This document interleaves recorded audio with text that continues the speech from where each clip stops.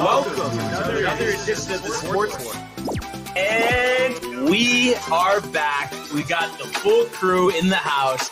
That is what it's all about. The Yankees, out of any team in the league, are the best equipped to handle a blow like this. I think there is a higher power at play here. He's due law of averages. That dude is the ultimate scrub. It's trash. Yeah. Every person you have in there is fucking trash. Next game, you're going to see a big performance. You can see it in the end of the game, and I'm just totally stoked and excited for this.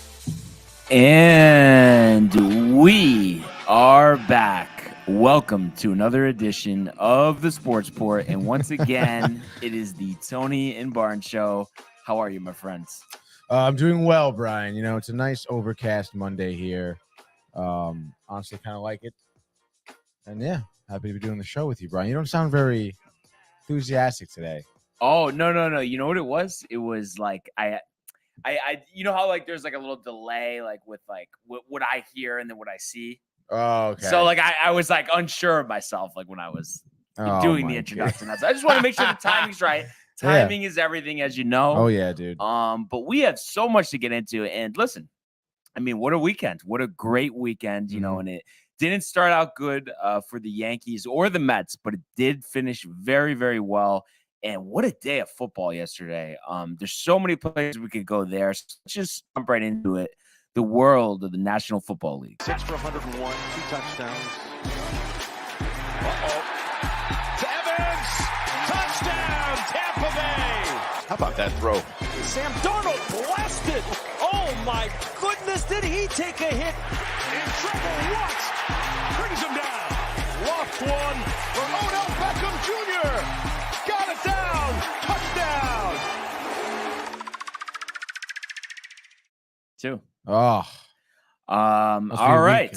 Week picks. What a day it was in the NFL, and me and Tony got to watch them firsthand together. I mean, so many different places we could go with this. But I guess what I would start with is I really feel like, just generally speaking, yesterday kind of had everything. You had teams winning, you know, that you didn't expect to win, you know, like the Bears. Overtime games, you know, dude. like the Giants, even to an extent, you know, the Vikings, and then right, you know, even the Steelers to an extent too. Yeah, the Steelers, after you know what they had to, you know, ensue, the comeback that the Saints had, and then you think about the primetime game and Dak's injury, the embarrassment of losing 19-3 to Tampa last night. So you can only imagine how Jerry Jones is feeling today. Not good. The you know, shootout between the Eagles and the Lions, you know, the Patriots getting embarrassed, and once again the New York Jets looking a little inept. So you know, with all that being said, I think the thing that honestly really jumps out to me, though, above all of that, is the fact that we had a tie between the Texans and the Colts. Crazy. And the fact, too, that the Colts trailed by 17 going into the fourth quarter. Matt Ryan, you know, engineers the comeback. And of course, you know, look at Jonathan Taylor, another huge game, finishing where he left off last season. But it just seems like I want to say, too, the Colts are now 0-4-1 in season openers with Frank Reich. So I don't, you know if that's a coincidence or, you know, he just doesn't have them prepared, you know, going into the season, but kind of feels a little embarrassing just, you know, because you look at the culture and say, hey, if I told you that somehow, you know, a couple of balls bounced their way and they end up making it to the Super Bowl, you wouldn't be that surprised, but you would be surprised if they are on the same level as the Houston Texans. Right. What do you think the issue is there? With the Colts? Yeah. I mean, I feel like, you know, with Matt Ryan being there, you know, maybe a little bit of a, you know, I guess like a moment of adjustment for him, I suppose. I mean, and even so, you know, like, I mean, I feel like he looked pretty good. We talked about him running the ball and kind of showing some grit in terms of, you know, risking his body to get the extra yards and stuff. And I think maybe, you know, maybe that team just isn't necessarily used to having that type of, I guess, guy to rally around. I mean, who's been their guy? Like, honestly. I mean, I mean, since Andrew Luck, I mean, they haven't really had one. I Right. mean, you had Jacoby Brissett and like Carson Wentz got off to Ugh. a good or had a good middle of this season last year and then really faded, down the stretch. So Right. you bring in Matt Ryan, a guy who's played in the Super Bowl. I'm telling you, like, he I has a think lot of credibility. lack of leadership maybe was part of their problem. Lack of someone to Mhm. turn to have the answer. And, I think Matt Ryan may have somewhat of an answer for the Colts. But I mean, you think though he deserves? I mean, the fact that it's like they shouldn't have been in that hole to begin with. They should have been able to finish the deal. Obviously Yeah. they couldn't in overtime. I mean, you still want to give him credit just for the fact that he engineered that 17-0 differential in the fourth quarter. Yeah, I would give him credit for sure, dude. I mean, obviously there's areas to improve upon. But like I said, some time, I think the Colts could, get some momentum behind them. And like we know with our pick segment, having that tie end of the season, you have a team that has, the same amount of wins as you do. Threw us for a But whirl, you have dude. one less loss. And actually that, of course, was the game that I tied on. So just to kind of update everybody in terms of the picks. So after yesterday, you went one. Well, actually, it was technically Friday with the Mets game. This weekend, yeah. But anyway, you went 1-3. I went 1-2-1. You hit with the Bucks. I hit with the Eagles. Obviously tied with the Colts. And then how about the Packers? We saw them last season come out flat against the Saints and losing a surprising game there. And then yesterday, not that the Vikings are expected to be a terrible team, but you really expected the Packers to come out strong, at least be in the game and have it be a contest. But really, it was like early in the first quarter, rookie wide receiver Christian Watson, wide open, what would have been a 75-yard touchdown, goes through his hands, and you could see the frustration and just the overall tightness of Aaron Rodgers. And then they just don't get anything going and, only score one touchdown the entire game and, lose by multiple possessions here. I mean, what do you think that's all about? I mean, doing this, now 2 years in a row with the Packers. Yeah, I was going to say, I feel like wasn't last year, didn't they blow like that? Rodgers was shit the first game, right? Yeah, no. Right? I think he threw 3 picks after throwing like 5 the previous season. And then we know obviously the run. He threw one last night? He threw one yesterday, and it was a streak that was broken. He had thrown 38 consecutive touchdowns within the division without an interception. Wow. And then Harrison Smith, the veteran safety, picked him off, and that, ended that streak. But I don't know. I mean, I know they can rebound, but 23-7 against Minnesota. I mean, that's pretty embarrassing. And then you let Justin Jefferson light you up. He had over 150 yards receiving at the half, finished with 9 catches, 184 yards, 2 touchdowns. I expected that secondary to be pretty strong. And it was just nothing to that effect. Yeah. I mean, I don't know. It's kind of tough. I mean, I feel like, was it the issues in the red zone for the Packers? Because I feel like, their running backs and Jones and Dillon did pretty well. I feel like the receivers did okay besides that one drop, I suppose. But really, I mean, you look at the pass yards. I mean, they really did not, have a lot of pass 260 team pass. Yeah. And I really think it's like, I just, we were talking about this yesterday when we were watching the games. I just don't understand why they're so, against really investing in this receiver position. I don't know if you caught some of the primetime game, but Julio Jones, didn't have a huge game, but they gave him a couple of carries. You could see the burst he had. That's a guy, it wouldn't have cost much to invest in him. I just don't understand why they wouldn't do something like that. Sure, Odell's still out there, but it seems like he really wants to stay with the Rams once he's fully healthy. So I just don't understand the thought process with really, I guess, Sammy Watkins and Christian Watson, a rookie, as your number one targets. I mean, sure, you have Randall Cobb, but he's pretty diminished. Yeah, he's pretty old, I want to say, by now, right? Yeah, he's got to be 34, 35 years old. Yeah, and I don't know, maybe is it like a Rodgers thing? No. It's just like, I think it's, from what I can tell, it's just the fact that they've said, listen, Aaron Rodgers has turned guys who were nothing into these big-time receivers. I mean, you go all the way back to Javon Walker, Greg Jennings, obviously Jordy Nelson. I mean, who was Jordy Nelson? All of a sudden, he's the best receiver in the NFL for a couple of years. Right. So I guess they kind of just bank on that. But I just feel like as he's getting older, you know, I mean, it looks like he's still the same, but I don't know. I just feel like, why would you take the chance? You've wasted an opportunity of a lifetime having Aaron Rodgers. I mean, you drafted him in 2005. Here we are, 2022, and you have one Super Bowl title and one Super Bowl appearance. I mean, the time is now. I know you just signed up to an extension. Yeah. But I mean, don't you think they're kind of blowing it here? I mean, I know, sure, this is week 1, but just the fact, I mean, how do you not need a veteran receiver, a star receiver in the clutch when you need to make a completion? You know you can trust him. I just feel like he doesn't have that right now. Yeah, I think you're kind of right, and you know maybe kind of what you were saying about the Packers in general, thinking like, oh, like we can put any receivers out there, and Rodgers is you know he's going to make them good.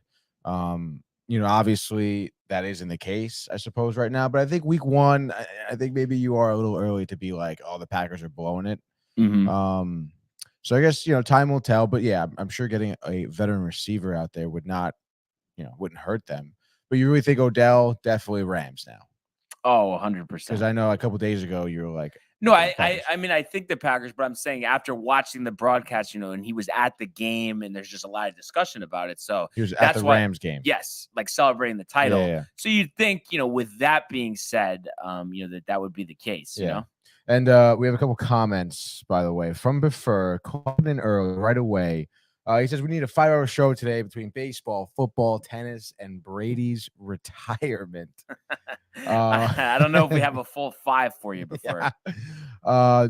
Jets, Ravens football stadium sings national anthem on 9/11 anniversary.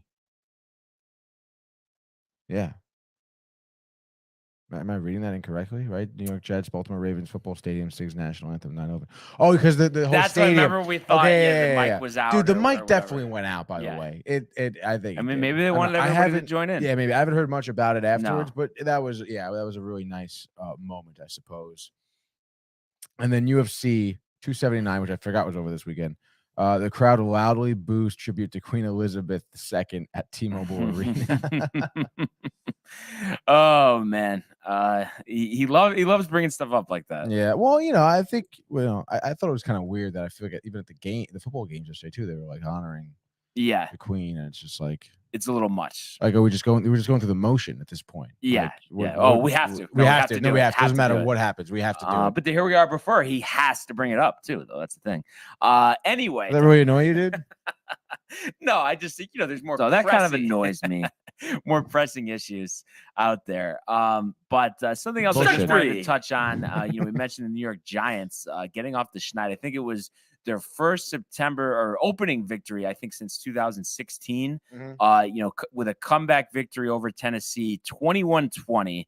You know, scoring a touchdown late in the fourth quarter, converting on a 2-point conversion with Saquon Barkley, who had a beast of a game here, well over 100 yards rushing, and that's the Saquon that they've expected to see for a while now.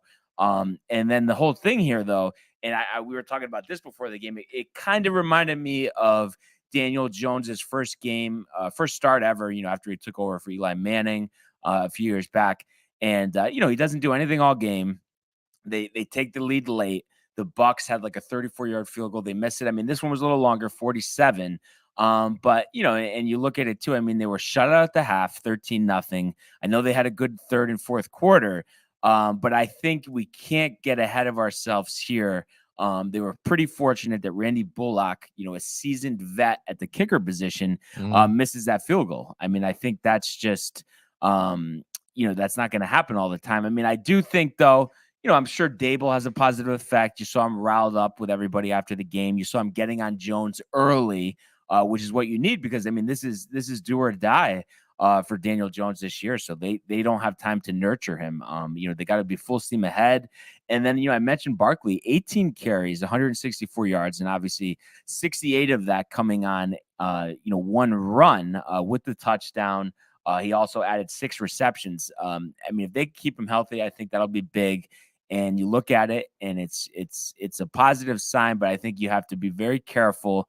Obviously, they benefit from the Dak Prescott injury. They announced 6 to 8 weeks with that hand. So you would think that provides them with some type of opportunity. But is it just me, Tony, or do we need to see them do this a few more times before we're going to actually take them seriously as a contender, despite the Week 1 victory? I would say more than a few times, Brian. Mm-hmm. Like you mentioned, they did get pretty lucky, I suppose, with the Titans kind of missing that field goal. And yeah, I mean, I guess Danny Jones did pretty well. I mean, he had 2 TDs, still threw an interception. I think he had, I don't know how many yards, like 190 yards throwing. I think 188 yards, 188 2 touchdowns, yards, 1 interception. Yeah, Saquon. I mean, you absolutely love to see that to start the season, but again, in terms of longevity for him, I think that's still kind of a question mark. If he stays healthy, because he's gonna obviously be getting banged up if he's getting as many carries as he did, which he got 18 carries. And I would say, I guess the defense did pretty well with shutting down Henry. He had 21 carries, 82 yards over those 21 carries. Averaging 3.9 yards a carry, and they limited. He didn't have a lot of big runs. His longest run was only 18 yards, which I think for him, isn't that great. Mm-hmm. And I guess, like I said, they did a good job with that. But I still even feel like sometimes, like, I was watching the game, and I think the Titans head coach was like, I think there was a couple like 3rd and shorts, and he's like doing like some weird like passing play. And it's like, I understand maybe Derrick Henry wasn't doing his best, but it's like, you have one of the better, I would say, running backs in the league here. Like 3rd and short, like, why aren't you just running it? Yeah. Yeah. It's just like, what are you doing? The play call sometimes. It was kind of whack, dude. You have a hard time seeing it. That's definitely, for sure. And I think like the same thing with like Dallas. And I know they were trailing, but I think Zeke, he had 10 carries, 52 yards, only 3 carries in the second half. And it's like, that's 5 yards a carry. It's like, he looks good. It's like you got to, even if you're trailing, you have to stick to a game plan. And I think too often teams get very nervous, with a deficit early and go away from their game script. And I feel like the Jets did that as well. Speaking of a bad game plan here. And I mean, I know you're limited. You have Joe Flacco. Obviously, he's a backup at this point in his career, but he dropped back, Tony, 59 times. And I just feel like that's just not going to work. I mean, 37 to 59, 307, a touchdown and a pick. So you would think, oh, that's not bad. But the QBR was only a 15.4. So that just shows you how misleading those stats are. He only averaged 5.2 yards of completion as well.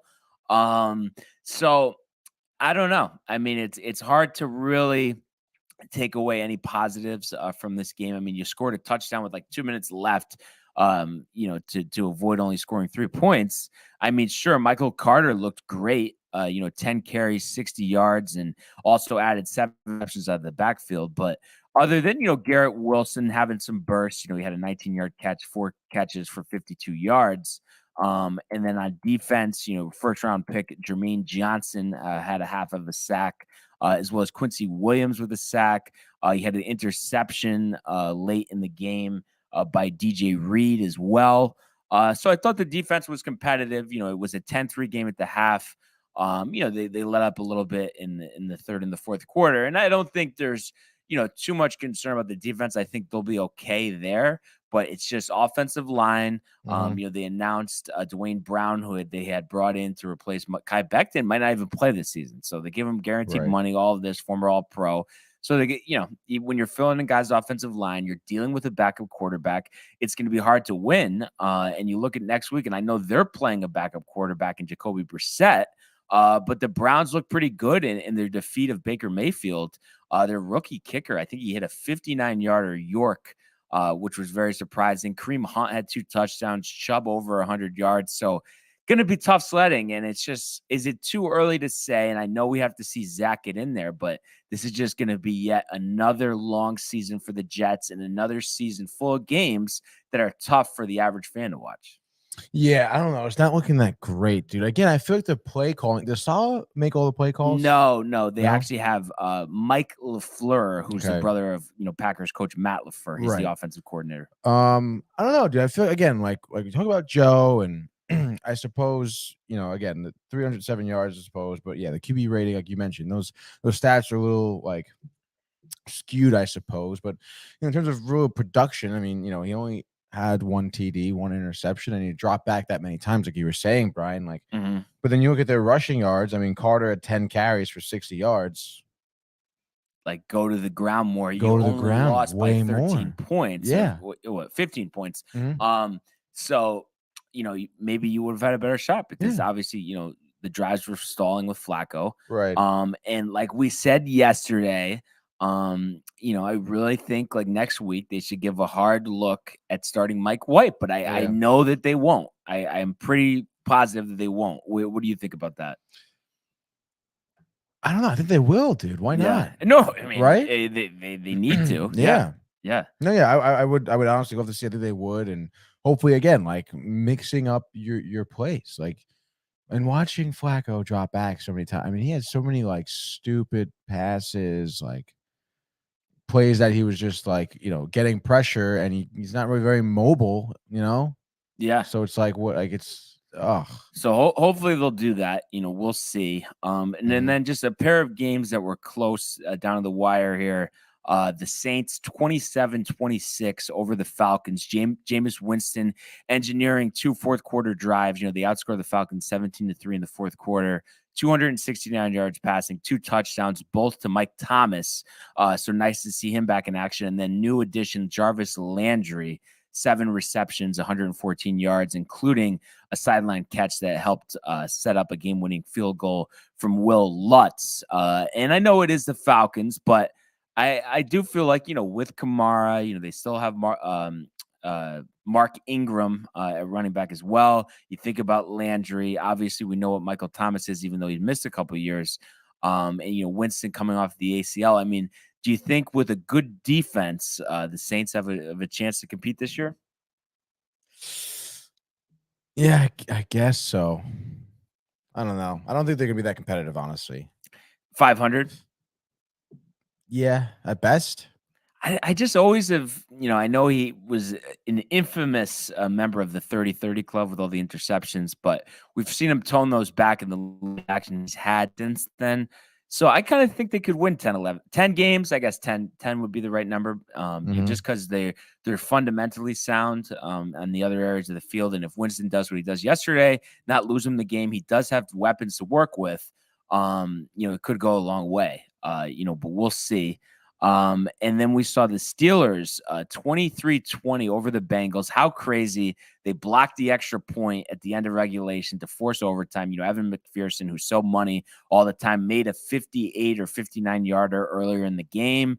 But unfortunately, they lose TJ Watt to a torn pec. That is horror. That is monumental loss for the Steelers. And then also Najee Harris banged up with a Lisfranc injury. You never know how that's going to go. So off the bat, really dealing with some tough stuff there. They did sack Joe Burrow 7 times yesterday, including 3 sacks by Alex Highsmith and 1 by TJ Watt, but it doesn't look like he'll play the rest of the year. You have to be concerned about Harris. They have unproven Jalen Warren behind him. Of course, they mess around with some Chase Claypool runs, but you only have Mitchell Trubisky at quarterback. So you got to hope that Najee Harris, this isn't a long-term injury. Maybe you need to sit him a couple games, see what happens. As far as the Bengals, they thought they fixed the offensive line, but letting Burrow get sacked 7 times and still have a chance to win a game. He throws 4 picks, does hook up with Jamar Chase for a touchdown, who had 10 receptions, 129. If you had to say here, more concern for the Bengals or the Steelers moving forward? Oh, that is pretty tough, dude. I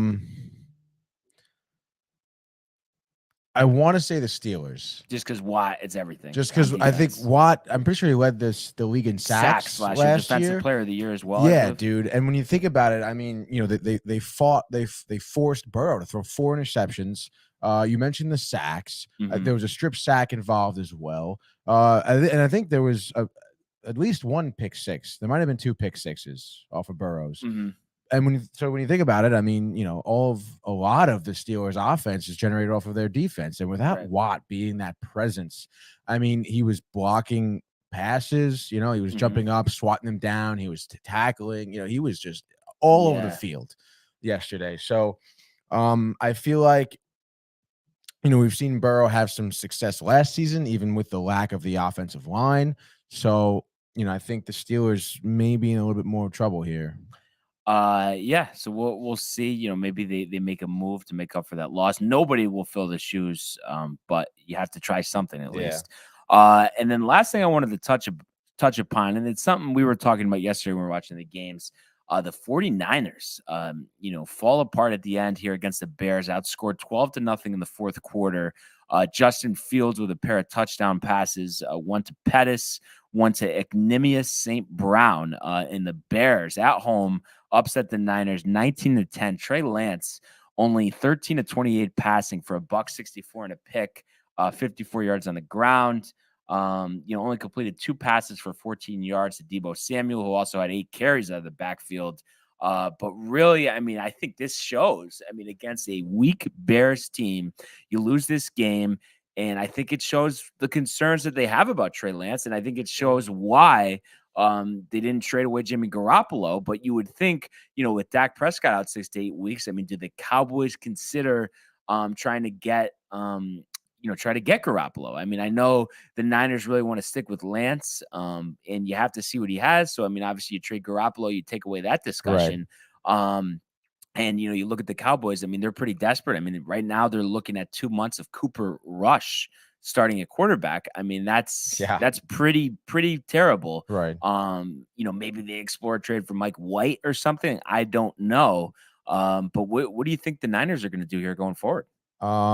If I were them, I would go to Jimmy G. Yeah. I think, I understand Trey Lance was obviously pretty elusive, leading the team in rushing yards. But and I feel like Jimmy G is a hard runner. He's a great athlete. I think he's a better thrower than Trey Lance. I feel like Trey Lance was making some mistakes yesterday. And I think at this point, it's just tough because I feel like, if the quarterback position is a question mark, mid-season, I think that's like not good for your offense to get into a groove here. And I feel like there's a lot of pressure on making a decision. And I think Jimmy G will be a decision. Pull the trigger now. And last thing here to kind of wrap up our discussion before we just talk quickly about tonight's game. We did see the Washington Commanders, hold off and beat the Jags 28-22. New starting quarterback Carson Wentz, 313 through the air, 4 touchdowns, did throw 2 interceptions, and found rookie wide receiver Jahan Dotson for 2 touchdowns, and also Terry McLaurin and Curtis Samuel, the former Carolina Panther, for scores. Ran the ball okay, 85 yards, but only 3 yards per carry here. And, of course, we mentioned the Dak Prescott injury. So do you feel at all, with Wentz and company, with a decent defense, some skilled players, did this open things up for a slight chance for Washington to compete? Or what do you think? Do you think it's just bad Jacksonville team, nothing more to look at it than that? It's tough because it's just week 1. Jacksonville is pretty bad, but obviously in the division, if Dak is out for a while, that opens up for all the teams in the division realistically. But when you think about it, Washington, they're not better than the Eagles. And they could arguably beat the Giants. I feel like it's kind of 50-50 at that point. Maybe. Yeah, I would say 50-50. So I don't know. I don't think there's like much hope for Washington, I suppose, but in terms of winning the division. But yeah, without Dak in the puncher's chance is basically what you're saying. Yeah, basically what I'm saying. And Wentz, how reliable is he right now? How much confidence do you have in him? Really? More confident in him or Baker after yesterday? So sad to see, dude. The fall from grace. Sad to see. I know. And dude, they set up the fucking pins for him yesterday to knock him down, against the Browns. Like, this is your chance. Oh God, dude. And then also I know we're like basically talking about every game here, but surprised that Mahomes, no trouble without Tyreek Hill. They beat Arizona by over 3 touchdowns. He's slinging the ball over to Smith-Schuster, Valdez-Scantling. Clyde Edwards-Helaire had 2 touchdowns. Isn't he amazing? He really is. Surprised they won. I don't know, but I'm more surprised that they scored 44 points, honestly. Yeah. That's awesome to be coming out, firing on offense like that. A couple comments from Michael here. We have a couple from Prefer as well. Michael, keep the faith alive. Jets are still strong. Need QB1 to be back. Michael, I'm telling you right now, Brian is betting against the Jets every week. Okay? Every week he's gonna bet against the Jets. Like, it's over. Hey, Like, Michael, all I'm saying is I've been patient enough. All right. Being a fan since, geez, I mean, I want to say I was 7 years old. I have seen it all. And it's just like, I'm going to be confident when they show me something. I mean, yesterday was atrocious. And it's almost like starting Brett Gardner, starting Joe Flacco at quarterback. Like, enough. I don't want to see him anywhere near the And field, you know what? I'll at least be happy if they flip Mike White to the Cowboys for a 5th rounder. Go ahead, do that. At least we're like getting something out I of him. take it way harder than anybody else. Being obviously. inactive backup quarterback, he offers us no value, and teams need quarterbacks, so they got to do something there. So I'm a little annoyed, as I would say there, and I just hope that they don't get run over by the Browns, which I think they will next week, Michael. And it's just maybe Zach has something to offer, but without Zach, it's going to be tough sledding. Flacco's a joke. Bullshit. Strike 3. Michael says, in all caps, I'm a real fan, he says. And then he says, Brian, how tired are you that the Giants won? Dave was loving life this morning. Yeah, I mean, we touched on it a little bit. I just think it's premature. And Dave will be humming to a different tune in the next couple of weeks because there's no way they're gonna have a good season. I mean, hey, week 1 in the NFL, I feel like all of this is premature. We've seen teams win week 1 and then lose every game the rest of the season. So I mean, you really and it's so hard not to play Monday morning quarterback. And as he says, Danny Dimes looks so bad, dude. He really does. Like, he should be. There was a couple plays, at least one in particular. I think it was a second down and maybe like 8 yards. It's a passing play, but he sees an opening, goes to run for it, and like slides before the first down marker, like kind of weirdly, where it's like he could have just probably taken 2 or 3 more steps and then slid and then got the first down, but instead it's like a 3rd and short, and it's like, you understand, he doesn't want to get hurt or anything, but I mean, dude, like, Giants should get rid of you after this year, probably. Oh, yeah. Like, you should be playing your ass off because there's not going to be many teams, I would imagine, that are really going to be, like, pecking at the Giants for him, Yeah. So it's like, and did he have, I think he threw an interception, right? Yep. He had the one interception. I mean, it's not like he had a great game or anything, and you're running like a goofball. It's like, what are you doing, dude? I think I would rather have Flacco. Play like your life depends on it. Well, I don't know about Flacco. I'm just kidding, dude. But, I don't think they're a contender. So it was definitely an entertaining week 1 for sure. We have one more game left, the Monday Night Football game, and actually the debut of Joe Buck and Troy Aikman on ESPN. So we say goodbye to Steve Levy, Louis Riddick, and Brian Griese, who's now, I think, the quarterback coach for the San Francisco 49ers. And we get a matchup of the Denver Broncos going to Seattle, Russell Wilson's return. Right now everybody's loving Denver in this one. It seems like from the outside, I mean, without being close to the situation, that Seattle is trying to tank here, get a good draft pick, and be in contention for a number 1 pick and get a quarterback to replace Russell Wilson, because Geno Smith, Drew Lock, we know what those guys are. Denver, everybody loves their running game, their weapons at receiver. You think about Cortland Sutton, Jerry Jeudy, just to name a couple, and then obviously what Melvin Gordon and Javonte Williams do on the ground. So everyone's excited to see what they look like. So like I said, 7-point road favorites here. What do you expect to see tonight, Tony? And if you had to kind of give us a synopsis of what we're going to see. Yeah. I think, we talked about how the chips were kind of laid down for Baker and kind of fumbles it. I think Wilson absolutely torches Seattle tonight, just because, I mean, we talked about Geno Smith being, a part of Seattle's offense right now. Like, come on. Like, what do they honestly expect? Maybe he can run a little bit, but I mean, I don't think he's going to be throwing very well. He's probably going to throw off a few picks. And I think Russell Wilson is going to rise to the occasion. I'm sure he's going to get booed in Seattle. I think he's going to start to kind of, revive a little bit of his career for Denver. And I think it's going to be an absolute bloodbath. Like I said, I can't really see Seattle scoring much. And their defense has been kind of shoddy.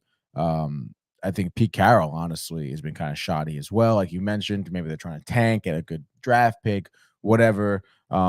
I think it's going to be Wilson all day from the air, Wilson on the ground as well. I think he's going to be scrambling a lot. Like you mentioned, Denver has a lot of different pieces offensively to use, and I think they're going to use that, obviously their advantage. Like I don't think Seattle's going to know what's going to be going on.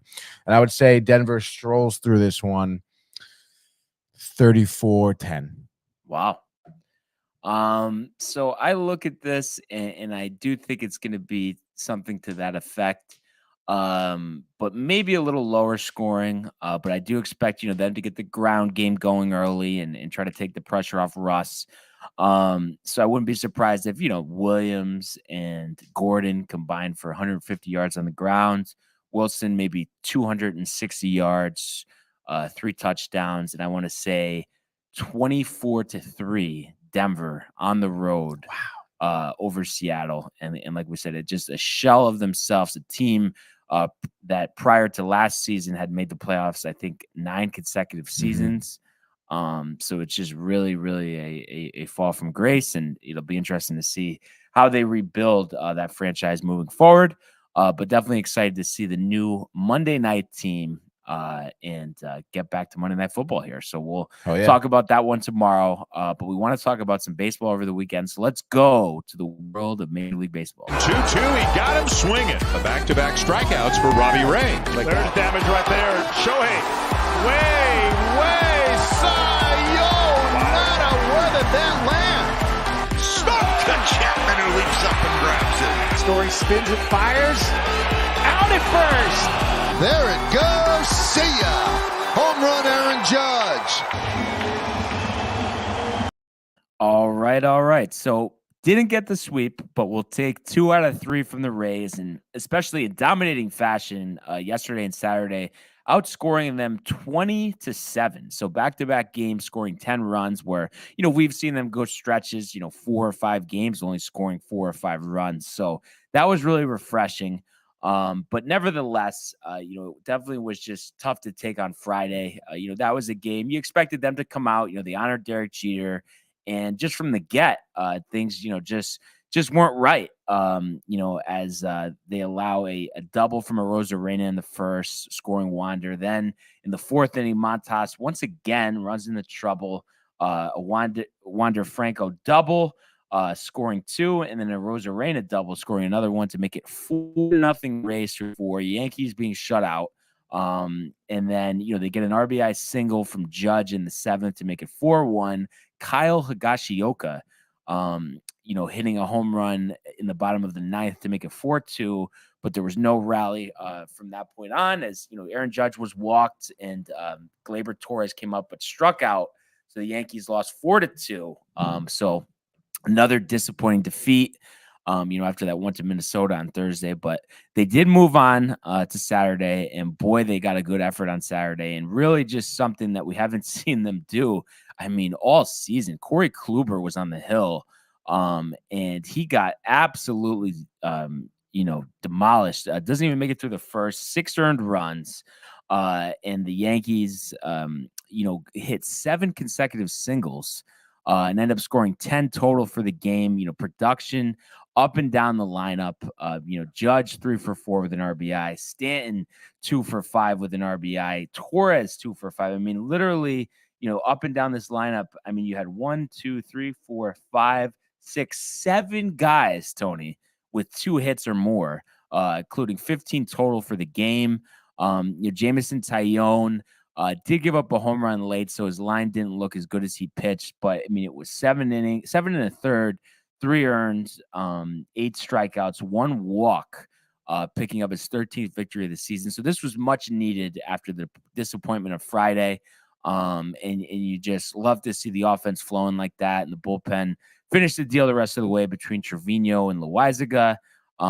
It was also just nice to see. I mean, you had 1 home run, or actually 2 home runs, Josh Donaldson and then Giancarlo Stanton off of Christian Betancourt, who's actually a position player. So you thought that was interesting. And then, other than that, yeah, just a great win. And then you felt, okay, Sunday, we got to take care of business. We've already clinched the season series, so we'll have the tiebreaker. If it is tied, there's no game 163 anymore. But you really just wanted to take it Sunday. And it looked like yesterday, we were talking before the game started that we weren't going to get it in. There was a delayed start. But I think, the 9/11, they wanted to have that tribute, really wanted to play and get a win for New York. Like they did so many times back in 2001. And they get it in. It was just kind of an interesting game, disguised as a bullpen game. You had Herman on short rest. They only let him go an inning.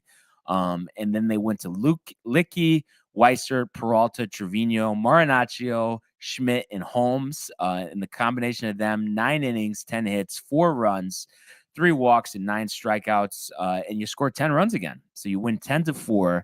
And you got a Giancarlo Stanton home run. Gleyber Torres all of a sudden showing signs of life with 2 home runs.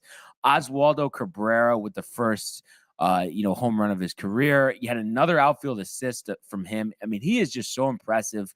The energy that he shows on a daily basis and just contributes in a variety of ways. So I think he's really paying dividends. If Gleyber is going to be a force in this lineup again, and then you think about Stanton homering in back-to-back games, all of a sudden, we're really getting something that we were seeing earlier in the year that we haven't seen in a while. And then you have the returns of Bader and Rizzo around the corner, as well as LeMahieu at some point. And I think we really could be talking here. So overall, just a great weekend. You love seeing, back-to-back games with 10 runs, the pitchers answering the bell. And now you got a day off today and then 2 games in Boston before a weekend series in Milwaukee. So, lead back up to 5.5. We'll see if we can make it 6 if Tampa were to lose tonight. But all in all, I feel in a very good place, and I didn't expect to see it after Thursday and Friday's game. But I guess that's the kind of season we've had, the ups and the downs. And Tampa with a big series actually against the Rays, 5-game series, Tony, including a doubleheader tomorrow. Wow. So I think that'll really determine which one of them gets knocked out of this race, depending on how it goes. And I really hope tonight, let's just pick up a half game here, get it to 6. And then kind of smooth sailing from there. I believe the magic number's down to 18. So that's combinations of Rays losses and Yankees wins. And I think, the Rays will be in a tough spot tonight. Cooper Criswell, posed by Jose Barrios tonight in Toronto, 7:07. So we'll probably talk about that in a sec. But before we get to the Mets, any thoughts here? You think kind of impressive stuff by the Yankees to battle back after that tough loss on Friday? Yeah, I would say so. A good turnaround from them, like you said. Against the Rays too. It's not like you're necessarily playing a bad team here. This weekend could have looked ugly for them, like you mentioned after the first loss. But I think obviously, Judge is on his normal course he's been on all year, and then you had some reliable pitching. You had some good production out of the young guys. Gleyber Torres was hitting really well. Also, I feel like, to see Gleyber Torres, hitting for power here. It's nice to see. How reliable am I going to be? I can kind of rely on him to hit in a big spot. I'm not. So nonetheless, let's get to the Mets here, who also could not get the sweep this weekend. They lost just like the Yankees lost on Friday. They won Saturday, Sunday. Game 1 on Friday was the loss 6-3. You have the start from David Peterson. He only gives you 3 2/3. He gives up 5 hits, 3 earned runs, 2 walks. He does have 7 Ks, which is pretty crazy that he was able to kind of get 7 Ks over 3 2/3 innings, but nonetheless, doesn't give you the longevity you're looking at of him. Doesn't nearly give you any control or any consistency in terms of this guy could remain in the lineup, in the rotation, I should say, for the postseason, which is not great. And you got to go to your bullpen, pretty early here against Miami. And I understand, it is Miami, but to start a game out, I think it was a first inning home run, off of Cooper, an absolute bomb to center, 415 feet. That puts Miami up 2-0 in the first inning. Again, we talked about the Mets having lack of offense, I should say, when specifically their starter isn't doing well, when they literally do this. Like we've seen Walker give up 4 in the first inning, and then their offense just is imploding. because I think, kind of like what we were alluding to in the NFL, when you kind of get behind in the game early, I mean, batters become nervous. They're in their heads thinking, I gotta hit a home run here. I gotta make a difference right now, get my team going. And you're whiffing at balls. You're way too early off pitches. You're underneath high fastballs because you're looking to kind of elevate that ball. And that's what the Mets were doing. I mean, when you think about it, they had okay offensive production, I suppose. 3 runs, they typically say could win a game here. But I mean, against Miami, when you give it up 6, when you have Joey Rodriguez coming out of the bullpen still, giving up 2 earned runs late in the game, 8th inning, you get two runs. I mean, it could have been a little bit of a different 9th inning if you were only down by 1, but nonetheless, the rest of the lineup here. I mean, Nimmo was 1 for 2 with 2 walks. Can't do much about that. Lindor was 1 for 4. I suppose, I don't know if he was struck out. He was struck out twice, I believe. But I mean, it's kind of ridiculous that, right now you can't really rely. I mean, 1 for 4. McNeil was 0 for 3. Alonso, I understand, had the dinger right for 2 RBIs, but other than that, he was 1 for 4. Tyler Naquin, 0 for 3, which seemed like a little bit of a bright spot in terms of him picking it up.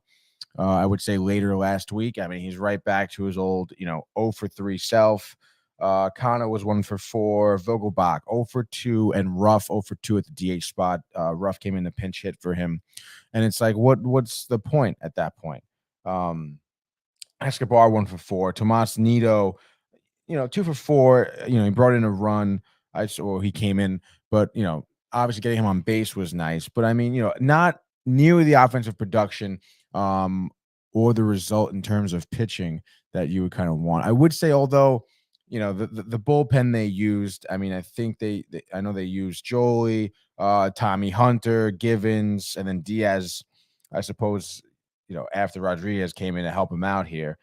Diaz, by the way, 6 pitches threw 6 strikes, got 1 strikeout. I think a fly out as well. So Diaz still looking good, even though, he hasn't really been in a big save situation. I feel like, probably in a few games now. But on to Saturday, where we kind of had a nice bright spot here. I guess the point I wanted to make about the bullpen was that you kind of used, I guess, your not so great guys all on Friday, which is fine. I guess I kind of enjoy the decision where if like, hey, you know what, if our offense gets going, we could take it, which they could have. But obviously that never happens. So on to Saturday, the 11-3 win. We had Carlos Carrasco on the mound. He threw 6 innings.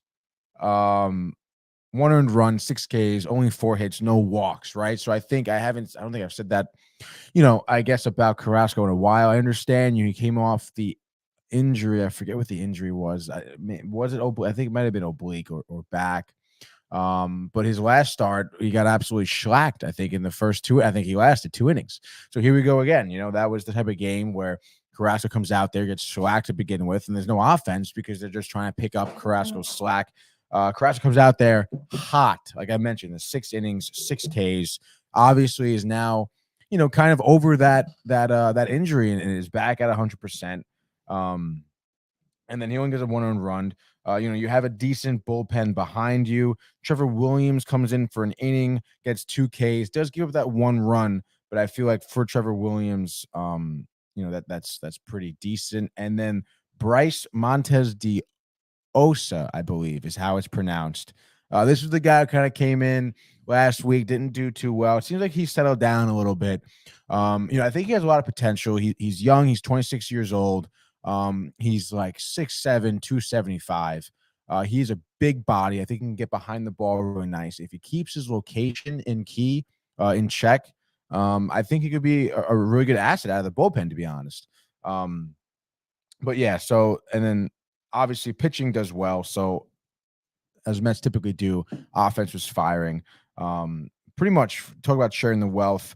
McNeil had an RBI single, Escobar RBI double, McCann RBI single, Lindor RBI single, Kana homers, Lindor homers. Then after that, Escobar homers after that.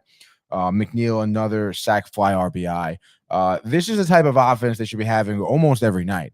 Kana had a grand slam too. His homer was a grand slam. It was obviously really impressive. You don't get that out of Kana that often, and I feel like you just don't get that all around offensive production that we should be getting a lot. I mean, and I feel like it starts a lot with Lindor. I don't know, just from what memory serves me, I feel like when Lindor is on, it seems like the rest of the team is on. Lindor was 3 for 5, 2 RBIs in the home run, didn't strike out once.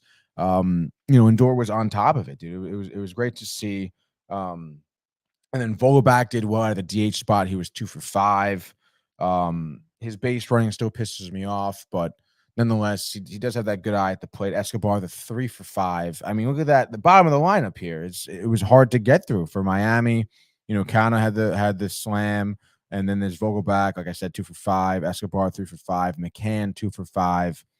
I mean, it's great production out of the bottom of the lineup. And then on to Friday, another win and another, I suppose, somewhat of a surprise outing from Taijuan Walker.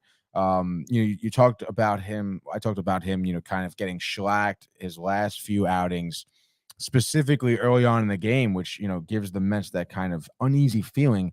He gives you 7 innings, 5 hits, 1 earned run, no walks, 10 Ks. This is beginning of the season, Taijuan Walker. We understand, obviously, he did have that back injury for a while. Maybe if that was kind of lingering, if he's just not in shape enough. But I mean, I understand it's Miami, but it just looked like a totally different Walker, completely different. Yeah, we haven't seen this version of Walker in quite some time. I know. And as I've mentioned, with the Yankees, like when they're going through stuff, despite a weak opponent, I mean, I think he just needed it. So you really just got to hope, next time he pitches, and you look at the schedule, that'll be against Pittsburgh, that he has it. And that's a 4-game set at home. I mean, you really want to take advantage of there. And I believe he might, if you look at after that, he might get a start against Atlanta on the road, which would be kind of like his last postseason tune-up. But it's like, I guess it just depends how it falls. Will they go to a 3 or 4 man rotation? Seems like more teams have gone to 4 men recently, more so than what they used to. But I'm sure, obviously, short rest will be in play for Scherzer and DeGrom, barring that they're healthy. Right. So they want to just really see what they have out of Walker here, before the season's over. I mean, it's that simple. I know it kind of sucks that he gives you like this good start kind of as the season's on the tail end, just to kind of like Mess with you. second guess your whatever decision you're trying to make. But I guess we'll kind of see. I would obviously much rather prefer this Walker we saw yesterday. Mets ended up winning this 9-3. It starts early and it was often second inning. Nimmo homered. Again, it's great to see. I feel like, leadoff batter, home run. I mean, there's nothing much better than that. No. Just get your offense going. And then after that, McNeil had a 2 RBI single. Alonso had a RBI ground out. I mean, by the 4th inning, Mets were up 5-0. You're feeling pretty good. You get those insurance runs towards the end. Escobar and Nido had back-to-back home runs in the 9th, too, just for the little bit of extra purchase. And, Mets did really well here. They call up Mark Vientos from the minors, actually. And they put him at DH, which I guess is okay because I suppose Ruff and Vogelbach haven't been doing great at the DH spot. But I mean, you put Ruff in the outfield because Marte's hurt anyway.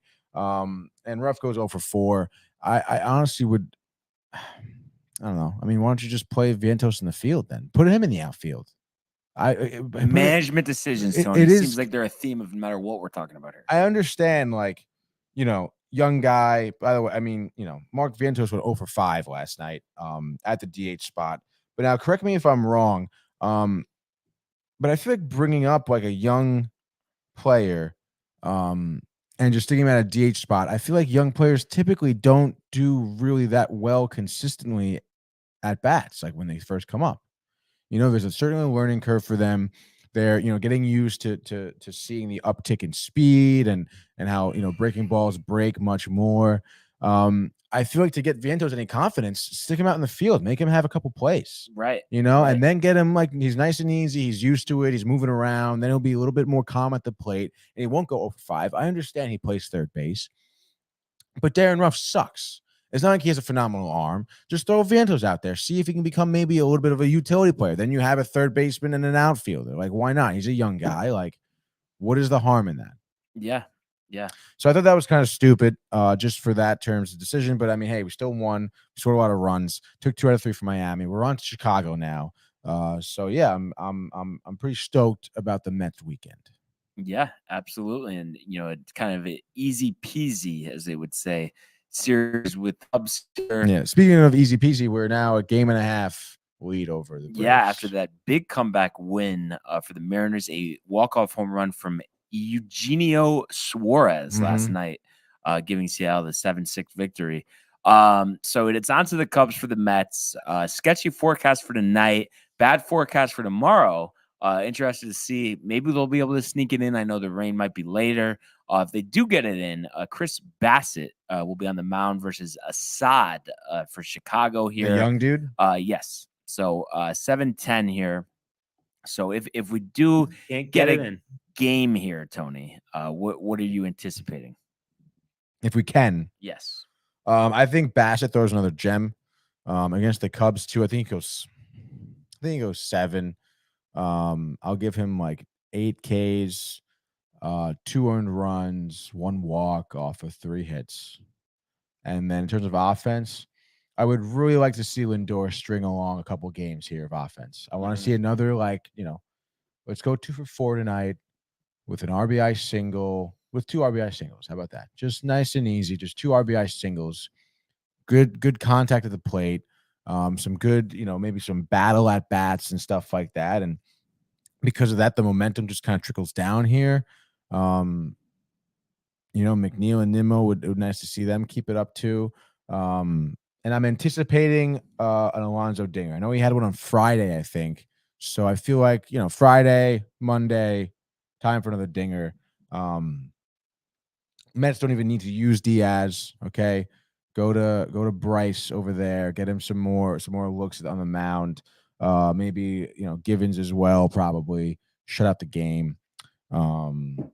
Mets win this one 5-2. All right. So for my first pick here, and I guess short schedule, so we'll go 3. I'm gonna go with your guy, Steven Strider. Last game of the night, 9:45 from Oracle Park, San Francisco. The talk of the luck of the Mets offense. I would love to have him mic'd up, see what he thought about the results from the Mets the past 2 days. The Braves, tough loss yesterday. But it was lucky, dude. It was lucky for the team, though. But we still know what a great team they are, up and down, pitching, hitting, all of that. And the Giants, they're done. They've been done for a while here. 67-73. Alex Cobb, 5-6, 3.68. But I just feel like the Braves, a mediocre pitcher like Cobb, Strider, mediocre lineup like the Giants, really shouldn't be a contest here. Give me the Braves 7-2 over the Giants here. And I'm going to say Vaughn Grissom, 3 for 5 with 2 home runs. Strider, 12 strikeouts over 7. And the Braves pull within 1 game. Or actually, no. So if Mets win, so actually it would be tied. I'm thinking that they're off, but that's obviously the Yankees. So would stay at 1.5 games if both of our picks here are correct.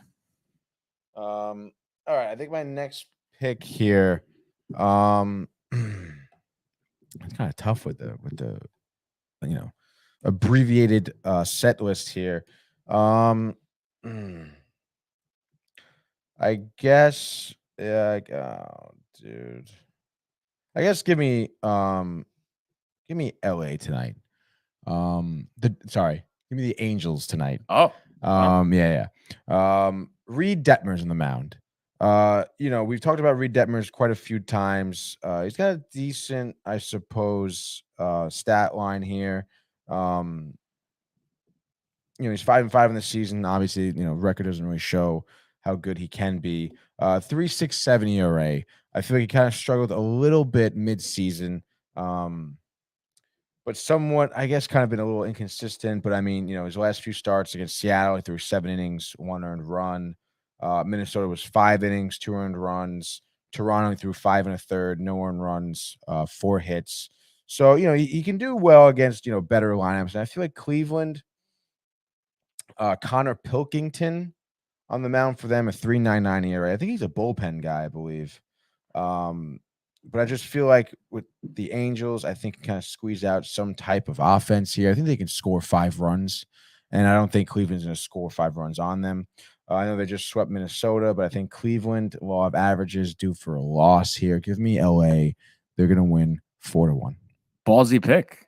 Yeah. Definitely. Tetanus, dude, I'm going to go with Los Angeles and the Dodgers. Tyler Anderson on the hill, opposed by Nelson for Arizona. 1-0 is 0 ERA, so clearly he hasn't had too much run. Dodgers, of course, speaking of runs, gearing up for a nice postseason run here, hoping to add another championship to their repertoire. And I just feel like Anderson will overpower this light hitting lineup, similar to the Mets lineup, I would say, the Diamondbacks. And I want to say, what did you say? Oh, just want to make sure you're paying attention. Yeah, paying attention. I'm just kidding. But anyway, Anderson, 7 innings, 6 strikeouts, 2 hits, 1 walk, 1 run. And I'm going to say Dodgers here 5-1 over Arizona. Okay, so for my last, we're doing 3, right? Yep. 3 each. My last pick, I'll go with Toronto. I just feel like we have Jose Berrios on the mound waiting for since them. What, April for him to have a good start? Yeah. I think now's the time. Cooper Criswell on the mound for Tampa Bay. Young buck. He was born in '96, so it makes him 26 years old. Out of California, he's a righty. I just feel like some of these players on Toronto are gonna be I guess kind of pouncing on him. Again, we talk about it all the time. Young pitcher coming up, first start, getting shellacked. I feel like he gets kind of sit out there for a little while to see what happens. Maybe go 4 innings, 5 earned runs. Toronto up early. Tampa Bay cannot catch up. Toronto wins 6-3. All right. So that would make the Yankees lead 6 and the magic number down to 17. If we do get that result. For my last pick here, pretty basic. Valdez versus Rodriguez in Detroit. And the Astros, I think, will completely dismantle Detroit tonight. I want to say, Valdez will go 7 scoreless, striking out 12. And the Astros will win 10-2 over the Tigers tonight. Wow. So yeah, I see it. Some mismatches tonight. God, we have a few comments here, Brian. Going back a little bit too. Michael Tully, big week 1. He says, as a Jets fans need to stop telling me every offseason that it looks like we have a good team. Michael's friend, and then Michael Tully, yes, from grad school. Okay. And then Michael, responding to Michael, says, ha ha ha ha, Michael. The offseason is all us Jets fans have. My mother checks in with the hello, fellas, and then prefer the proverbial Mets win 15-0 weather permitting. Does he come up with new content, or is it just the same jokes like Will Ferrell all over again? Oh, come on, dude. It's good. We appreciate the comment. No, we appreciate the comments, but I just want like a serious prediction. That's all I'm saying. And I think he can deliver that, Tony. I think we've seen him. Prediction. But he says 15-0 every time now. I mean, it's like, come on, put some thought into it, prefer. Oh. But I mean, you expect them to take care of business with the Cubs, but you never know. You might have a Mitch Keller out there when you least expect it. Pretty dominant yesterday for the Pirates. I know they ended up losing the game, but what a performance. Yeah, no, it's impressive. Yeah. A Mets 7 for your mother, more realistic. And Michael says, Brian just hates the Mets. LOL. Brian does just hate the Mets. Oh. No, Mr. Poo-Poo. Such a Schneister. Hey, let's just see how the rest of the season goes. I mean, this is the stretch run. This is what it's all about. This is where, legends are born, really. I mean, when you have these runs to a title, who's going to step up? Who's going to be the hero? Who's going to go home early? I mean, so many questions to be answered. And I just can't wait. Because in a matter of weeks, be postseason baseball time. This new wild card series this year that I'm not thrilled about. However, I think the Yankees have put themselves in good position where they will avoid that. And the Mets, if they're able to hang on to their lead, will be able to do so as well. And I think that's huge. Because I just think that's another series. You can have your pitchers all lined up. And I think it could be make or break for especially like a team like the Mets, older pitchers like Scherzer and DeGrom. I mean, you want them starting game 1 and 2. That's your series advantage. You don't want to go with Chris Bassett and Tawan Walker to start a division series. I mean, that's not a recipe for winning. I think it's going to be a tight finish. Obviously, they have a light schedule here, so you'd expect them to get it done, but you just never know with the talent of the Braves. Some people might say the Braves are snobs. Other people like Mary might say the Yankees are snobs. But hey, at the end of the day, can we all just agree on one thing, Tony? That it's just perspective. That's all it is. Oh, it says you shouldn't hate any New York team. But it's like, come on, you pick one team. You don't have a second team. There's no such thing. That's ridiculous. Tony, you don't have a second team. I can root for whoever I wanted. But the fact is, you can root for whoever you want, but you don't have like a set second team. And it's just the point. You like your team. You don't like other teams. That's just how it is. I don't dislike any team. Do you know that? Steven Strider. I dislike him.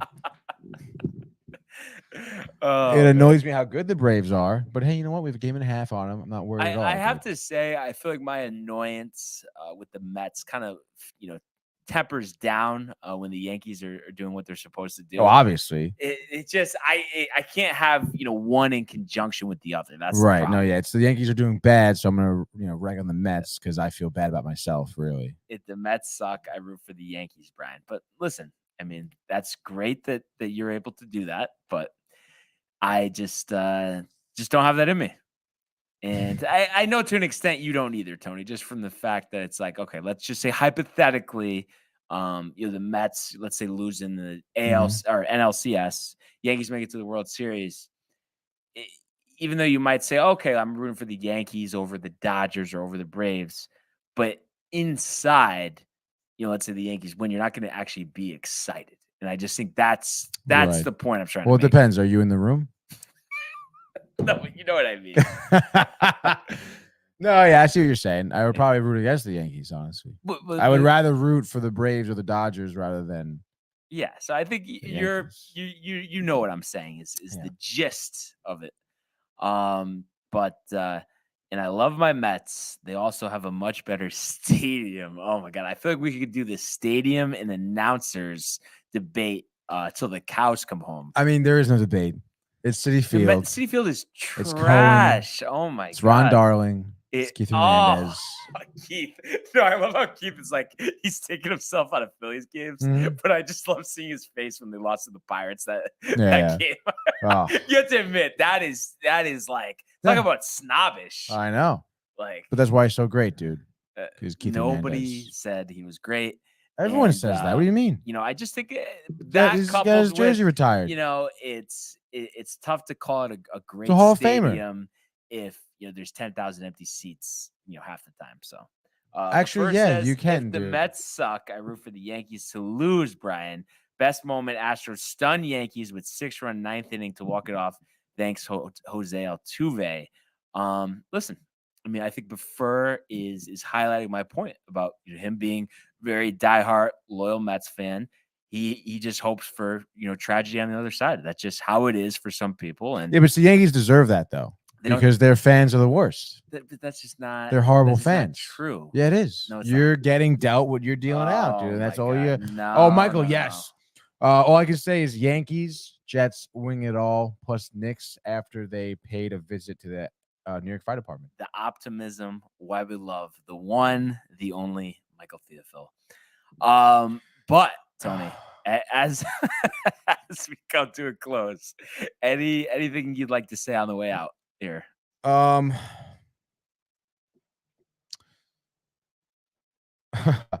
I don't think so. As your mother says, my best friend Nikki, who is a bigger Yankee fan than you, agrees that the Mets stadium is better. She even has a Yankee tattoo. Well, that's great for them, but I'm sorry, I'm just not seeing it. But what I am seeing is that this has just been a great show, and we really love the interaction, with everybody. Yeah. We encourage everybody to continue to comment, like, and subscribe, as well as check out the archives on the YouTube page. Before can run back the tape of the basketball games, give us a little more in-depth analysis. And let's just say, watch for a TV near you. We'll definitely be having round 3 of the one-on-one series between me and Tony. Really, really can't wait for that. We've had 2 epic games up to this point. And Michael is saying must-see TV, I believe. And your mother apologizes. So we love to see both of those. I think that was like a sarcastic, like she feels bad for you. Yeah. Yeah. Hey, if that's her prerogative, that's her prerogative. What am I going to say? Oh my God. But other than that, summer collection, downtimetv.com. Everybody enjoy the day, enjoy the games, and we will see you. Oh, I wasn't ready. Wait. Yes. Mañana. Hey guys, Tony here from Downtime TV checking in. I want to thank all our fans out there who's been liking, subscribing, sharing our content. You guys are the best. You guys are our bloodline. You make us love what we do. Thanks again.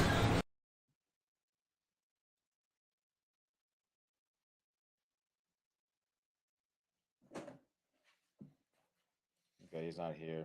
I was saying, I didn't think he was. He's not supposed to come. No, it was just 1 o'clock is the thing.